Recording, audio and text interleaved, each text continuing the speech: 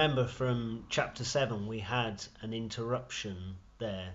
We just had 6 seals opened and we were expecting the 7th, but then instead we had the 144,000 being marked with the seal of God. It couldn't happen until all of God's people had been marked out as belonging to him. Well, we've got a similar thing going on here. We've just had 6 trumpets, and it's almost like we're at the brink of the return of Jesus, but instead of that, we have this interruption here in chapters 10 and 11. Now, if you've not yet read those chapters, then you might want to pause the video and just go and read those first before you carry on.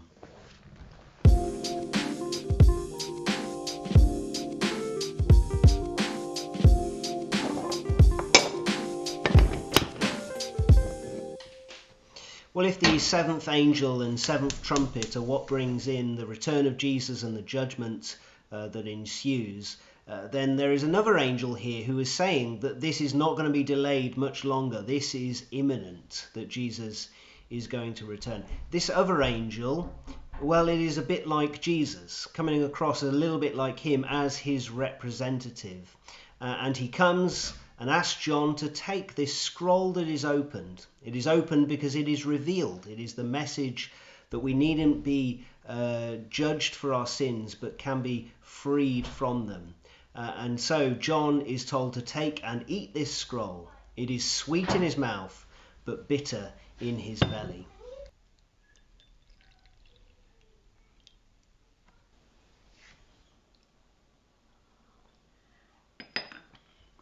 Just as Ezekiel was commissioned by God by eating a scroll that was both bitter and sweet, so here John is being commissioned, and this is something for all believers as well. We have taken in the message of Jesus, the good news that we have been saved from our sins, and that is something that is sweet to us, something that is a delight and a pleasure to us. But there is something bitter about it, in that the message that we share with others inevitably involves telling that we are all sinners, that we are all deserving of God's righteous judgment. And that is something that is hard for us to share. It's a message that is for all people, for all nationalities and all people, even if they are kings and rulers and authorities in this world. Also, a bit like with Ezekiel, John is told to go and measure the temple. Now, the temple nowadays is God's people. We are the dwelling place of God. And so as John is measuring the temple, so that ought to bring us great encouragement. We are measured. We are a number that is known to God, just like with the seal being placed on our foreheads. And yet the temple is going to be trampled for a time. Just as it's encouraging that we are a number known by God, so there is a challenge to us in that the temple is trampled by those who don't love God.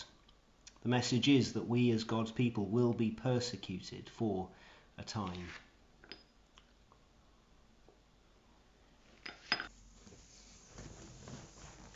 This time period, 42 months, is also 3.5 years, which is also 1,260 days, roughly at least. This time period, I think, is a figurative number rather than a literal number, and it connects with the prophecies of Daniel and also with the journeys through the wilderness with Moses and the drought that Elijah brought during his time. This is the time of the 2 witnesses, and these 2 witnesses are given power to do just as Elijah and Moses did, turning the water to blood and also stopping it from raining. Just as Moses and Elijah were witnesses of God to declare his message, so that's what God's people do now. So these 2 witnesses are all those who share the message of Jesus. In other words, it is all faithful Christians. The message that we share is that we can be saved from the judgment that we deserve. The time period that it's talking about then is the time that we're living in now. It's the time between the ascension of Jesus and his eventual return to this earth. This time period when we are sharing the gospel message with all who will hear and respond to that message. It's a time of persecution where there will be suffering for Christians around the world, where some will even die. But even those who die will simply be taken into the presence of Jesus to wait with him for his return. After that, the seventh trumpet sounds. The return of Jesus comes about. And in heaven there is great rejoicing, celebrating, because the King is finally coming to receive his full kingdom.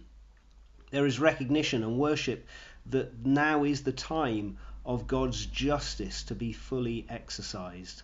And yet it is terrifying, as even nature recognizes what is going on and trembles and shakes with thunder and lightning and earthquakes.